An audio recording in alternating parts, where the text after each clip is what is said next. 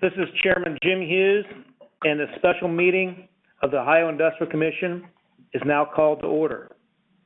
This meeting is being conducted telephonically and is being streamed on the Ohio Industrial Commission's YouTube channel.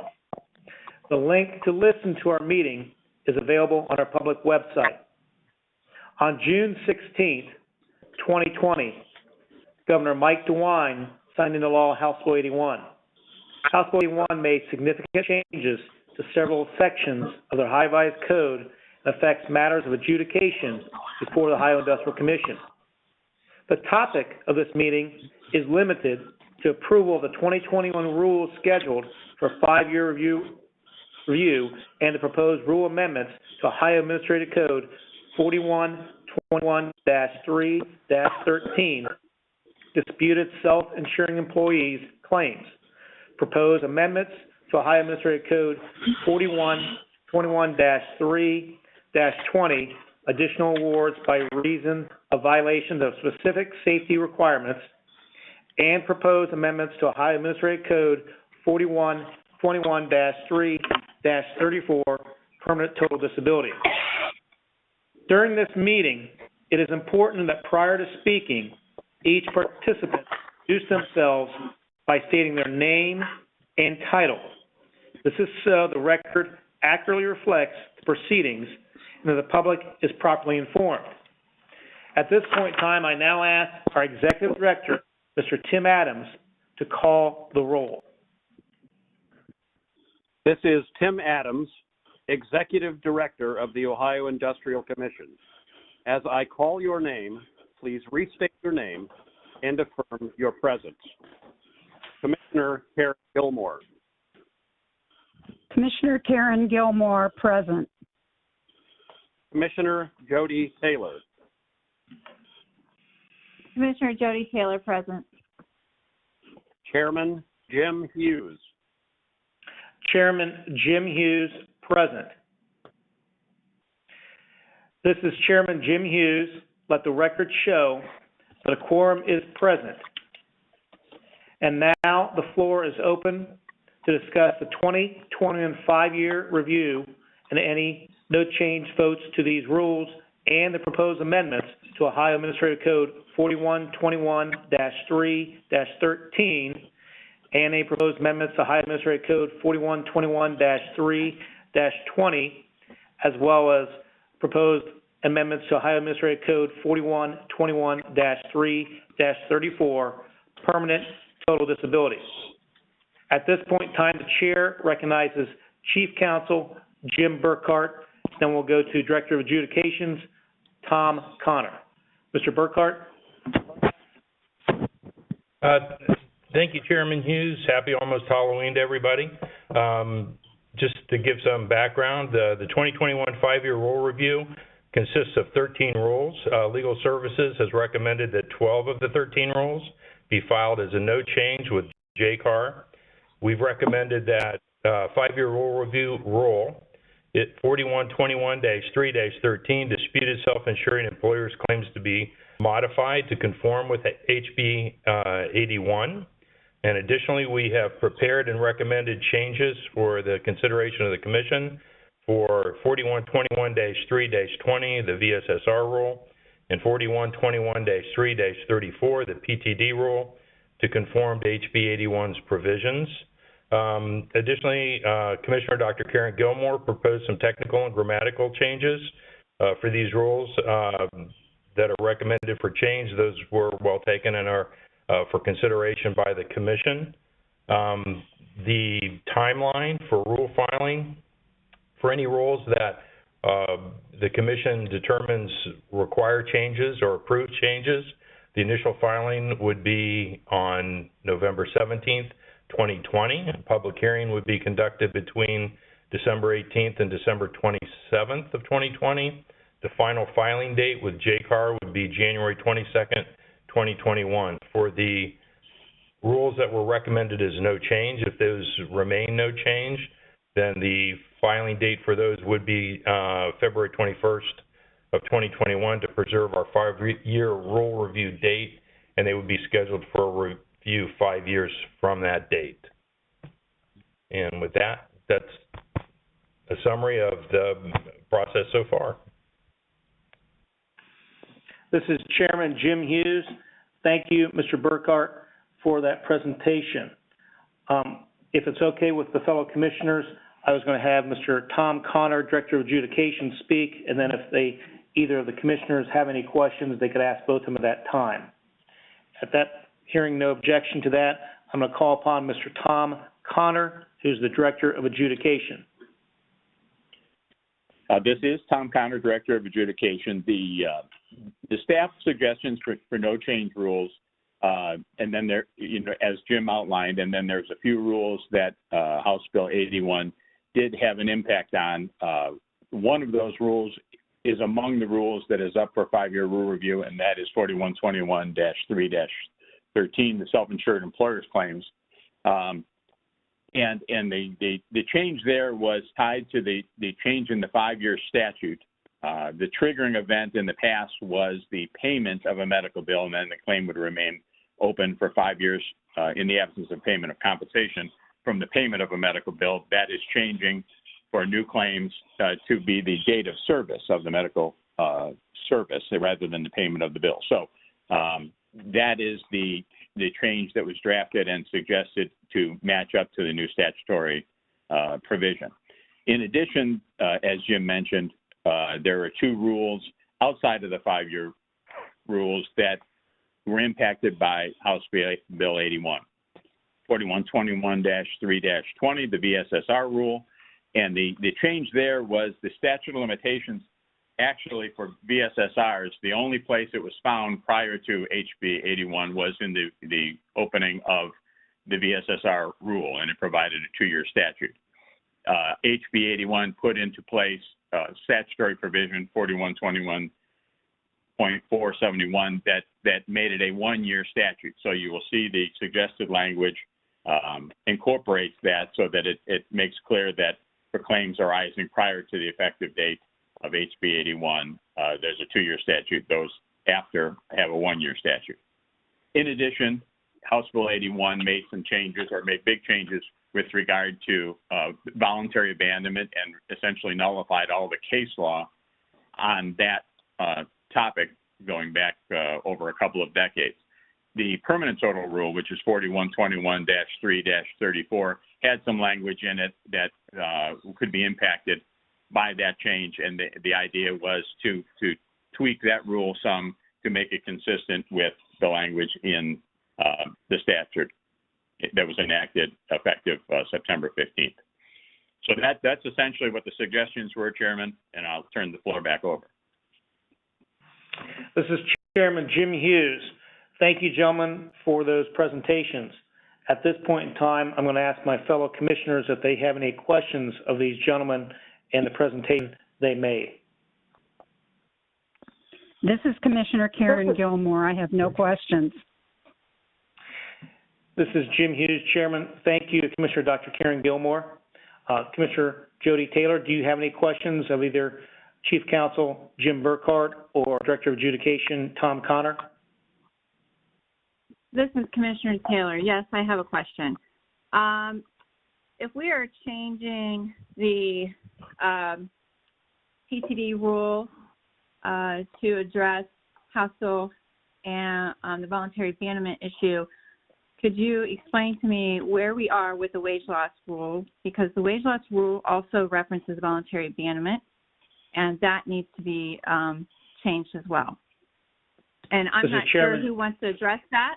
I'm not sure if Jim Burkhart wants to address that or Tom Connor, but I do think we need to recognize that the wage loss rule does discuss voluntary abandonment as well. This is Chairman Jim Hughes. Either of the gentlemen may respond to Commissioner Jody Taylor's question, or both if necessary. Hi, this is Jim Burkhart, Chief Counsel. I'm going to defer to Tom. Tom, not to put you on the spot. We did discuss this, but I think he can address it more as how it affects adjudication than I can. So I would defer to Tom on that. This is Tom Connor, Director of Adjudication. Okay, I was going to actually defer to Jim, but that's okay. I'll go. It certainly, there is an impact on the wage loss rule, Commissioner Taylor. But the wage loss rule is a joint rule. And so I believe we've reached out to a BWC, and I think there's a recognition at BWC that there will have to be some changes made to the wage loss rule in light of House Bill 81. But they weren't quite ready to embark on that journey right away. But there is a recognition that those changes are going to need to be made once BWC is ready to go. This is Chairman Jim Hughes. Commissioner Jody Taylor, do you have a follow-up, or does that suffice for your answer? This is Commissioner Taylor. Tom, could you maybe give me a time frame? Are we looking at opening it up next year, or sometime pulling it special this year? This is Chairman Jim Hughes. You may respond. Commissioner Taylor, this is Jim Burkhardt. We did reach out to BWC on that rule, and I'm sorry to interrupt or deflect your question from Tom. We did reach out to BWC. They are opening the rule in January for review. They have a process and procedure that's longer than ours because of the vetting of their rules with their stakeholders. So I hope that answers your question. We did reach out to them on that rule, and they want to wait until January. They're going to open it up then and begin the process of amending it. This is Chairman Jim Hughes. Mr. Tom Connor, Director of Adjudication, do you have anything you'd like to add to Commissioner Jody Taylor's question? This is Tom Connor, Director of Adjudication. I do not. This is Jim Hughes, Chairman. Commissioner Jody Taylor, do you have a follow-up based upon those answers received to your question, if any? This is Commissioner Taylor. I don't have follow-up as long as we're all on the same page that wage loss rule needs to be addressed and that we're going to address it with the Bureau in January 2021. That is fine. This is Jim Hughes. Chairman, thank you very much, Commissioner Taylor. Having no further discussion at this point, the chair, I'm going to move that the following 2021 5-year review rules be filed with the Joint Committee on Agency Rule Review, JCAR, as no change. 4121-3.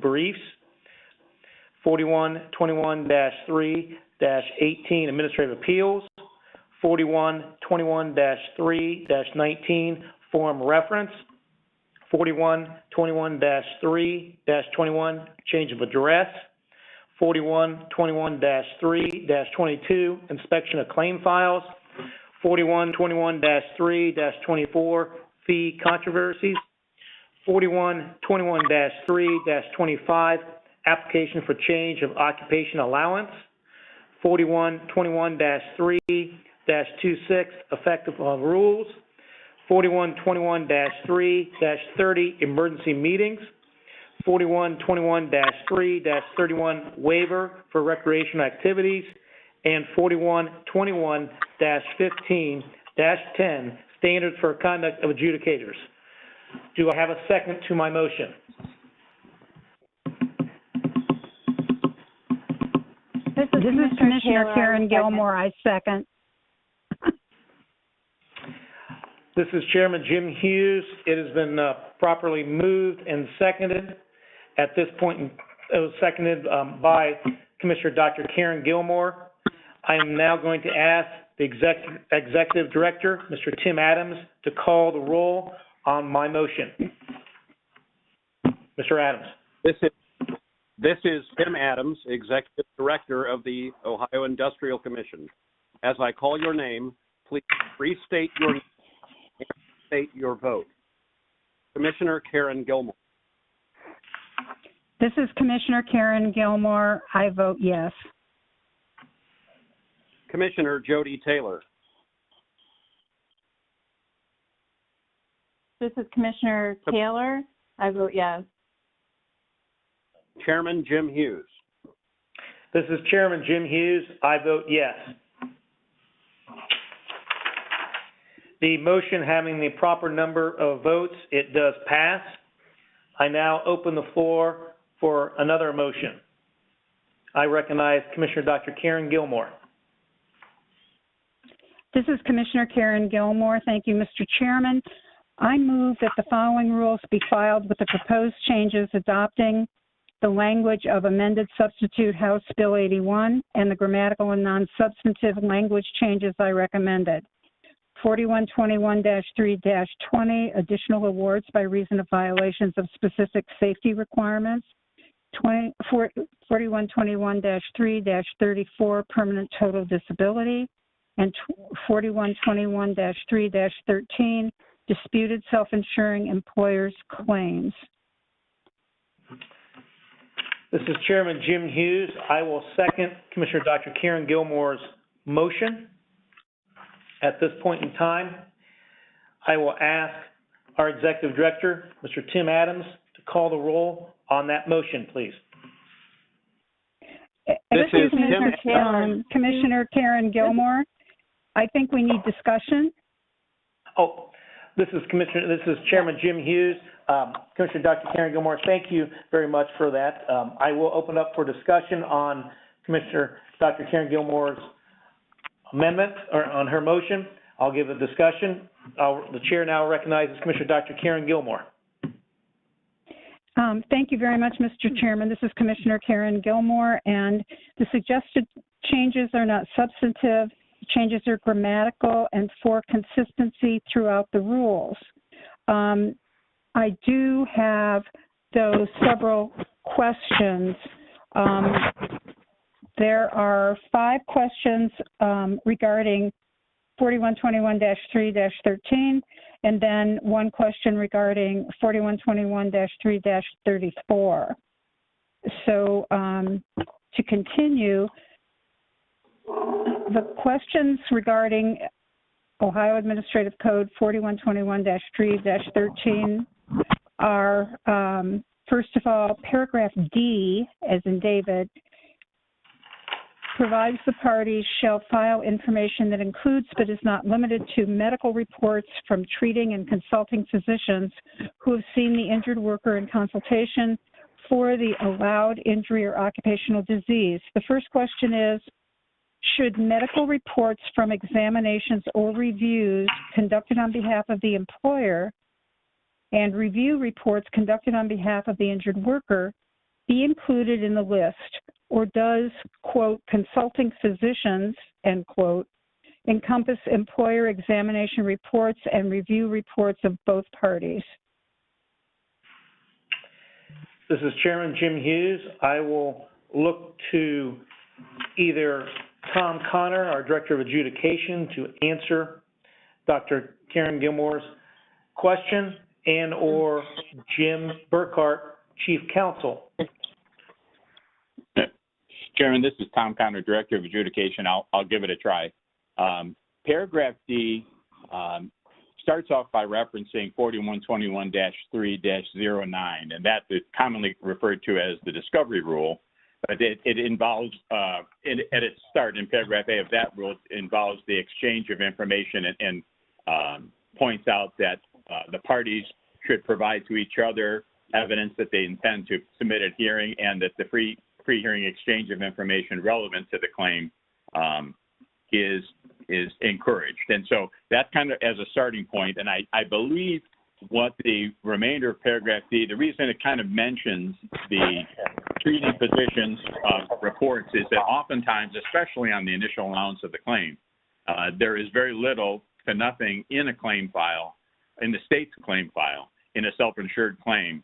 And it's putting the onus on both parties to say, if you have supporting medical for this injury, you need to submit it to the claim file. And this goes on top of this, the general language in 4121-3-09. So that's kind of why it says what it says, I believe, as we've worked on this over the years. There's certainly, it's the commissioner's desire if they don't think it's enough to encourage or to put the burden on the parties to submit the information, then that certainly can be encouraged with different language or additions to what's there.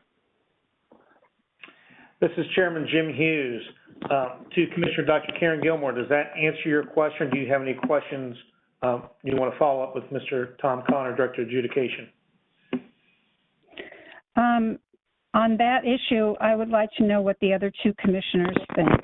This is Commissioner Gilmore. Commissioner Jody Taylor, I'm going to respond to Commissioner Dr. Karen Gilmore's question and add anything what Mr. Tom Connor, Director of Adjudication, suggested. This is Commissioner Taylor. When I looked at this paragraph, D, my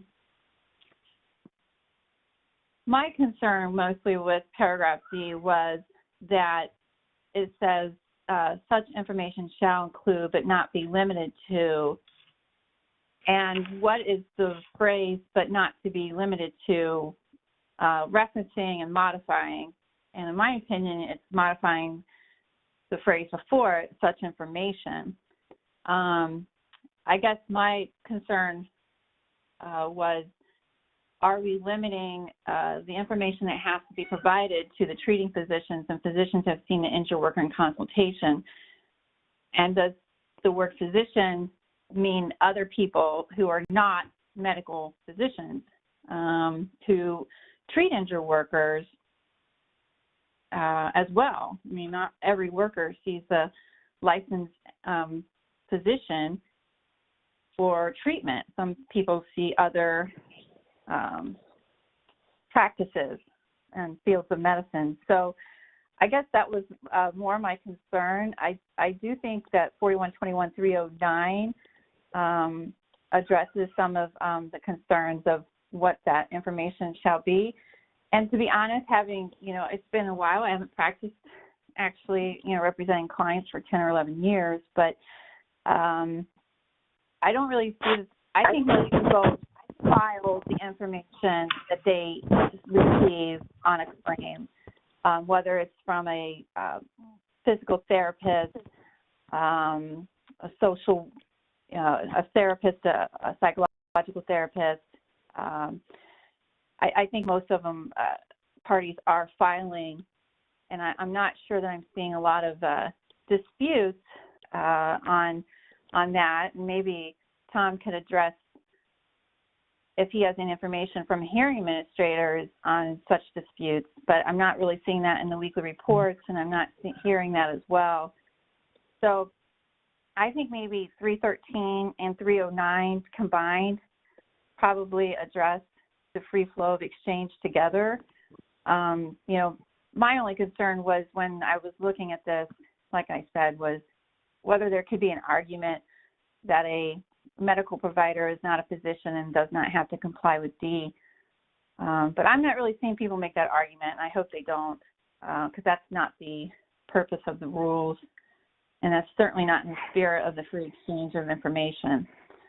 Those are my comments and my thoughts on that. This is Chairman Jim Hughes. Thank you, Commissioner Jody Taylor, for those thoughts. I don't have anything more to add as what already been stated.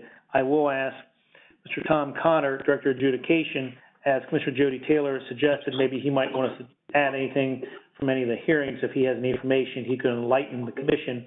This would be an opportunity to do that regarding that point that was made. This is Tom Connor, Director of Adjudication. I'm not aware of this becoming a contentious issue or coming to hearing. And one concern is as these licensures continue to grow and change as the practice of medicine changes, you get in a difficulty where if it turns into kind of a laundry list of who could be a treating physician or who could submit medical information, whether that be a different type of nurse or a mechanotherapist, for instance, then any change that would occur in that would require a rule change as well. So it certainly that's the desire of the commissioners. We can make that work, but I am not aware of this coming to hearing or becoming a contentious issue in a claim. This is Chairman Jim Hughes. Thank you, Mr. Tom Connor, for that information. I'll go back to Commissioner Dr. Karen Gilmore for any more discussion she may have on any of these rules. This is Commissioner Karen Gilmore. Thank you, Mr. Chairman. My second question is, should physical therapy and/or psychological counseling reports be included in the list to clarify the documents to be submitted are not limited to documents from doctors. This is Chairman Jim Hughes. Thank you. A similar issue. This is Chairman Jim Hughes. Thank you, Commissioner Dr. Karen Gilmore. I'll once again call upon either Mr. Tom Connor, Director of Adjudication, or Chief Counsel Jim Burkhart to share their views they have on that question by Commissioner Dr. Karen Gilmore. This is Tom Connor, Director of Adjudication. Really, the comments I made earlier, it applied to both. As Commissioner Gilmore said, it's a similar issue. Arguments over the meaning of this paragraph, I'm not aware of it ever coming to hearing, but there are, as the licensure changed with regard to medical practice, there has been an expansion of who can submit information regarding certain topics. Some can submit things regarding diagnosis and treatment plans and not do disability. So if there's a desire today or down the line for that, all those distinctions to be dropped into the rule, that certainly can be done, but I am not aware of that being a contentious issue up until this point. This is Chairman Jim Hughes. Thank you, Mr. Tom Connor, for that information. Commissioner Taylor, did you have any questions on what Commissioner Dr. Karen Gilmore asked, or do you have any points you want to make? I know you dovetailed on this in your prior answer you gave. I want to make sure you have every opportunity if you have something you want to say regarding this question or anything more that's being said. This is Commissioner Taylor. You know, to be honest, the only thing that I hear concerns about are obtaining psychological therapy notes, and that seems to be a bit contentious sometimes. And I think Tom Connor would agree with me that has been an issue over the last decade. But I do think the parties have been able to work it out, and I think the hearing managers have been pretty good at providing those and addressing those issues as they come up. But the I guess, I mean, I do recognize what Commissioner Gilmore is saying, especially, to be honest, on the psychological therapy notes. I'm just not sure that this is where we'd want to, I guess, to address it. And so that's really the only comment I have on that question. This is Chairman Jim Hughes. Thank you, Commissioner Jody Taylor, for that answer. I'll go back to Commissioner Dr. Karen Gilmore, see if she has any more follow-up on this question or if she has any other discussion she wants to present to the Commission. This is Commissioner Karen Gilmore. My third question is, does contested claims matter include claim allowance? If so, allowed should be removed from the last sentence. This is Chairman Jim Hughes. Thank you, Commissioner Dr. Karen Gilmore, for that question. I'll call upon Mr. Tom Connor, Director of Adjudication, to try to answer Commissioner Dr. Karen Gilmore's question, please. This is Tom Connor, Director of Adjudication, and this is actually a suggestion well taken. Contested claims matter certainly involves when the initial allowance would come to hearing. That would be an example of a contested claims matter, and to the extent that, like I said, I am not aware of any contention over paragraph D of this rule as it's currently situated, but it does mention allowed injury, and in a case where the original allowance is the contested claims matter, there is not an allowed injury or occupational disease at that point. And I think the removal of the word allowed really doesn't weaken what the responsibility is. It just doesn't cause any confusion when the initial allowance is the matter that's coming to hearing. This is Jim Hughes, Chairman.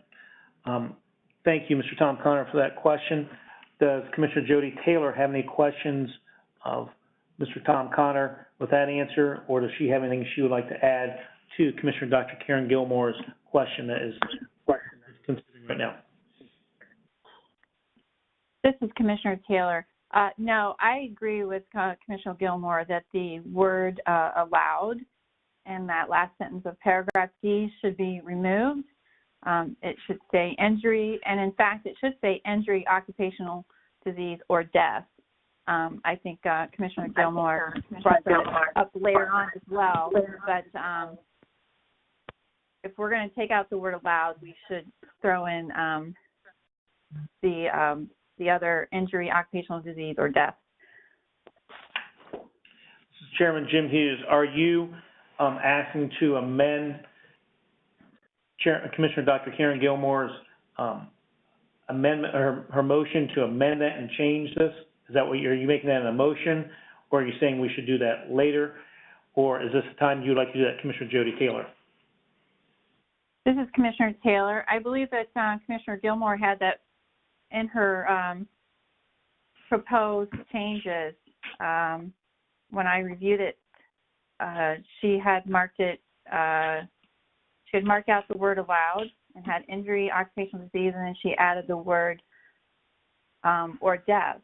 So I'm not sure if that's really an amendment, since that was her change initially. This is Chairman Jim Hughes. I want to make sure we're all on the same page. Yes, you are correct in terms of that. Just want to make sure you weren't making another amendment. I just want to be clarified, make sure we're all on the same page. Thank you for that information, Commissioner Jody Taylor. At this point, I will go back to Commissioner Dr. Karen Gilmore and see if she has any other questions of anybody on these changes, please. This is Commissioner Karen Gilmore. The fourth question is, paragraph E2 provides the self-insuring employer shall file a statement listing the conditions it originally recognized and any conditions it subsequently recognized. Should the statement also include those conditions allowed by commission order? This is Chairman Jim Hughes. Thank you, Commissioner Dr. Karen Gilmore, for that question. I'll call upon Mr. Tom Connor, Director of Adjudication, to answer Commissioner Dr. Karen Gilmore's question, please. This is Tom Connor, Director of Adjudication. This part of the rule came to be to ensure that there was at least a minimal necessary amount of information in the claim file. And as a matter of fact, some of the examples were there were situations where the commissioners were actually hearing permanent total claims in self-insured claims, and the parties still weren't on the same page as to what the allowed conditions were that late in the claim. So we could add that, but we really weren't concerned when we did this rule, because we always know what commission orders are out there, and it wasn't really intended to provide what the allowed conditions are in the claim, because we have that in our system. It was the idea that a self-insured could make decisions either initially or as the life of the claim goes on, without us even knowing if it doesn't go to hearing. And we want them to update us when a contested matter does come to hearing as to what they have recognized as the allowed conditions, so that if the other side doesn't agree, then we can get to that issue more quickly. So it's not that it can't be done, but the purpose was really to ask or force the self-insured employer, when a contested claims matter is coming to hearing, to let us know what they view as the allowed conditions in the claim. This is Chairman Jim Hughes. Thank you, Mr. Tom Connor, for addressing that issue. Commissioner Jody Taylor, do you have any questions or comments regarding this question that was asked by Commissioner Dr. Karen Gilmore? This is Commissioner Taylor. I think a lot of it as well, like Tom said, had to do with, getting to PTD hearings, but it also had to do with the fact that when the commission obtained our medical examinations on the issue of PTD, people subsequently would come in, our parties would come in and argue that we didn't examine for all of the allowed conditions. And so then our medical reports would be insufficient, legally insufficient, and could not be relied upon. So I agree with Tom. I think the purpose of this was to put the burden on the parties, the employer, on the self-insuring employer specifically, to notify the commission and the parties what has been allowed in the claim. Because a lot of times, like Tom said, they might allow it for failed low back syndrome or something like that subsequently, and we don't know that, and then they file a PT application, and we were not examining for all allowed conditions, and it was becoming costly because we pay for those exams as well. I mean, I know self-insured employers end up paying them our bill, but still, we don't want to have to do things 2 or 3 times to get it right. So that's, I think the purpose was to notify when a self-insured employer allowed claims for conditions after that were not orders. And so that's pretty much the only comment I have on that. Thank you. This is Chairman Jim Hughes. Thank you, Commissioner Jody Taylor, for those points. I'll go back to Commissioner Dr. Karen Gilmore, see if she has any other questions or comments regarding any of this. This is Commissioner Karen Gilmore. Thank you, Mr. Chairman. Question 5 is, should the language in blue in paragraph F be removed since paragraph D addresses information to be submitted by both parties? This is Chairman Jim Hughes. Thank you, Commissioner Dr. Karen Gilmore, for that question. I'll ask Mr. Tom Connor, Director of Adjudication, to answer that question, please. This is Tom Connor, Director of Adjudication. I actually think this is a good suggestion. It cuts some of the wordiness out of paragraph F, and Commissioner Gilmore can certainly correct me if I'm wrong, but the way I read this suggestion is paragraph F is the please don't submit duplicate information paragraph that was inserted a couple of different runs at this rule ago. And I think the idea is the preceding paragraph set forth the duty of the representatives to submit information and to whom that information should be submitted. And Commissioner Gilmore's suggestion is when we tell them in paragraph F, if you've already submitted the information, you don't need to do it again. We don't need to tell them who they don't have to submit the information to. We just need to tell them you don't need to submit the information a second time. So I think it actually does make the paragraph F more concise and keeps all of the meaning within the rule. This is Chairman Jim Hughes. Thank you, Mr. Tom Connor, Director of Adjudication, for that answer. I'll ask Commissioner Jody Taylor if she has any questions or comments on this issue. This is Commissioner Taylor. On paragraph F, I agree with the change suggested by Commissioner Gilmore. I think taking out and making it's much more concise and clear, and I think it gets across the message of not filing duplicate information. And so I do like the suggested draft, and I support it. This is Chairman Jim Hughes. Thank you, Commissioner Jody Taylor, for those comments. I'll go back to Commissioner Dr. Karen Gilmore, see if she has any comments or any other questions. This is Commissioner Karen Gilmore. The final question is regarding Ohio Administrative Code 4121-3-34, which is permanent total disability. Paragraph C6A2 provides if a party makes written notification of an objection to a tentative order, the application is to be set for hearing and adjudicated on the merits. However, our memo G3 provides if a party files an objection to a tentative order, a hearing is scheduled on the issue of the appropriateness of the tentative order. If the staff hearing officer finds the granting of permanent total disability was inappropriate due to a colorable legal issue or relevant evidence was not considered, the matter is referred for continued processing, but otherwise the tentative order shall be affirmed. Should the paragraph be amended to provide for a hearing on the appropriateness of the objection, followed by either continued processing or an order affirming the tentative order as set forth in memo G3? This is Chairman Jim Hughes. Thank you, Commissioner Dr. Karen Gilmore, for that question. I'll ask Mr. Tom Connor, Director of Adjudication, to answer the question, please. This is Tom Connor, Director of Adjudication. Actually, the purpose of the policy was to flesh out what was provided in the rule, and it was felt at that time that because the rule didn't say that shall be for hearing immediately on the merits, it just because it will end up with a merit hearing. But here was the difficulty we had. If a claim has a tentative order issued, that's a situation where it is viewed that all of the medical evidence supports the idea that the injured worker is medically unable to engage in any sustained remunerative employment. If that determination is found to have been in error, there was actually medical evidence that said that the injured worker did retain the ability to do some work. The normal PT process would then kick into the vocational portion, and the parties would have the ability to have vocational evidence submitted with regard to that medical evidence that said some workability was retained.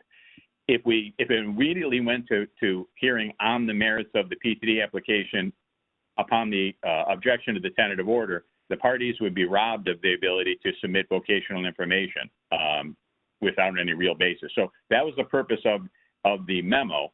Now, going to whether you want to load everything from the policy memo into the rule, or for instance, just say if it's going to be set for hearing and avoid any, by removing adjudicated on its merits, that would remove any argument that there's an inconsistency, but that is a decision for the commissioners to make which direction, if any, to go. This is Chairman Jim Hughes. Thank you, Mr. Tom Connor, for that answer. I'll call upon Commissioner Jody Taylor for any comments regarding the question. Please. This is Commissioner Taylor. Looking at 334C6A2, we were actually looking at changing this rule about 1.5 years, 2 years ago. I don't remember how long ago. And for some reason it got sidetracked. But I think Tom Connor would agree with me, and I know Commissioner Gilmore said it as well. The rule is not, well, I guess our policy is different from the rule, and that's the reason why we were going to change it. And I do think that we should change A2, but I think we can make a very simple change, and so I would just get rid of the "and adjudicated on its merits." I would just end it after "shall be set for hearing," period. And I will make a motion for that in a second, but I want to explain why. By putting a period after hearing, we then, it doesn't really matter what issues we set for hearing. By saying for hearing and adjudicated on its merits, we are basically telling the parties we're going to have a hearing on your current total disability merits of your application, and that's not what's happening in some cases. Some cases we are, in all the cases, we are not adjudicating on the merits at that time. So I would just end it, shall be set for hearing. That would allow, if things need to be changed later on in our policy, to not have this bifurcated kind of hearing process on the PTDs, then we can change the policy and not have to worry about changing the rule. And I think it gives the Commission a lot of flexibility in addressing the concerns with tentative orders and how they're processed, but still stay in compliance. So I am going to make a motion, a motion to amend 4121-334C6A2 to basically provide as the following: in the event a party makes written notification to the Industrial Commission of an objection within 14 days of the date of the receipt of the notice of findings of the tentative order, the application for compensation for permanent total disability shall be set for hearing, period. This is Chairman Jim Hughes. Is being moved. The amendment is being moved to the original motion by Commissioner Jody Taylor. Commissioner Dr. Karen Gilmore, do you have any questions of what Commissioner Jody Taylor is asking to be done? This is Commissioner Gilmore. I agree with Commissioner Taylor. At the end of our discussion, I was going to make a general amended motion to amend my original motion, which would, my amended motion would encompass all the changes agreed to at today's meeting. So My question is procedural, which is, do we want to envelop Commissioner Taylor's amendment that she just proposed in that sweeping probably final amended motion? Or do we want her amendment to stand alone? This is Chairman Jim Hughes. It would be up to Commissioner Taylor if she wanted to include that in your sweeping motion. It would be cleaner to have it in one sweeping motion. The only other thing that I'm quickly looking for, because I do know sometimes when you amend one section, you can't amend it again in certain meetings. So that's the only concern I have. I think Commissioner Dr. Karen Gilmore, you're understanding what I'm talking about from a time when you and I were together at a different place in our life. Yes. Yes. So I think that would be, if we would accept Commissioner Jody Taylor's amendment to your motion, I fear that anything of your sweeping motion dealing with the section we're talking about here in terms of that might not be allowed, if you understand what I'm saying. So it'd be up to the lady, meaning Commissioner Jody Taylor, whether she wanted to withdraw her motion or she wanted to go forward. Does your encompassing amendment at the end here, does that encompass what Commissioner Jody Taylor is trying to do by putting that period after the word of hearing on that A2? This is Commissioner Gilmore. Yes, it would. Okay.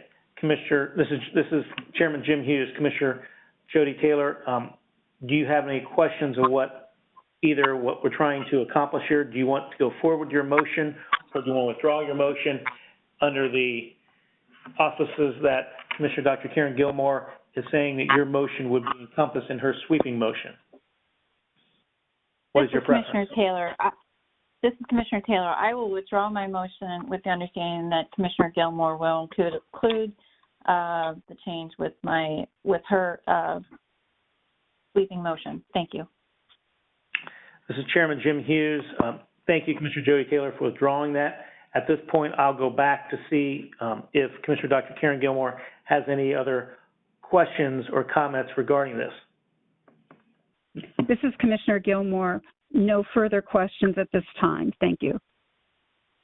This is Chairman Jim Hughes. Before I call upon Commissioner Dr. Karen Gilmore, who has a sweeping motion she'd like to make, I want to give Commissioner Jody Taylor an opportunity if she has any questions or comments that have not already been arisen during this hearing, if she has anything else she would like to present to the Commission regarding what we're doing here today.